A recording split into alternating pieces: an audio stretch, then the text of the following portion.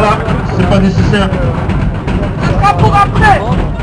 Si vous voulez bien, si vous voulez bien, ce qu'on avait prévu ici, puis on pourra continuer à taper après, c'était quand même une ou deux prises de parole, notamment de la part d'une marraine qui est allée rendre visite pendant plusieurs mois à quelqu'un à Vauthem, et puis aussi la musique très forte pour que les personnes de l'intérieur puissent l'entendre. Et j'en profite vraiment pour remercier le collectif Activiste Musique qui a tout spécialement préparé cette manifestation. Donc voilà, en ce qui me concerne, je ne vais pas être très longue, je veux rappeler les objectifs de la manifestation.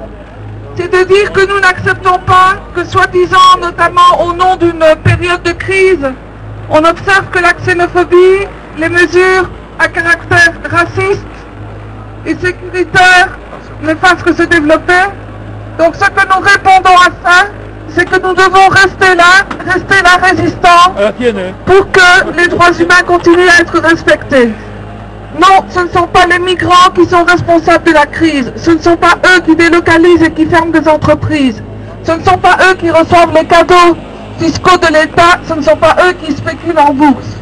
Ce sont eux qui doivent fuir leur pays à cause des conditions qu'ils y connaissent, à cause des persécutions, des dictatures, de la misère qui est aussi engrangée par les politiques menées par nos pays du Sud.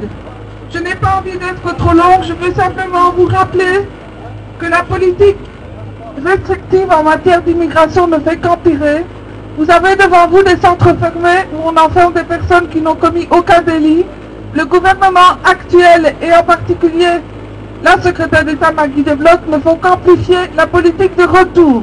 Il faut savoir que 3/4 des demandes d'asile reçoivent une réponse négative, qu'on installe maintenant des centres de retour. Donc c'est entre le centre ouvert et le centre fermé, il y a une troisième structure qui renverra chez eux les personnes qui reçoivent une réponse négative à la demande d'asile lorsqu'elles sont dans le centre ouvert. Il faut savoir aussi qu'il y a eu une régularisation partielle en 2009, mais que depuis 2011, 60% des réponses sont négatives. Que les personnes qui arrivent en bout de course d'un parcours de régularisation doivent se présenter à la commune, qu'elles sont fichées, identifiées, qu'après 30 jours, si elles n'ont pas quitté le territoire, il y a des listes qui sont dressées par des fonctionnaires de l'Office des étrangers qui vont les chercher à domicile pour les emmener tout de suite au centre fermé. Cela nous rappelle des tracts, des rafles qui datent d'un autre temps. Je voudrais aussi rappeler qu'il y a la notion de pays sûr. Il y a maintenant tous les pays des Balkans où on peut être réexpédié en 15 jours après un examen tout à fait rapide et arbitraire de la mesure.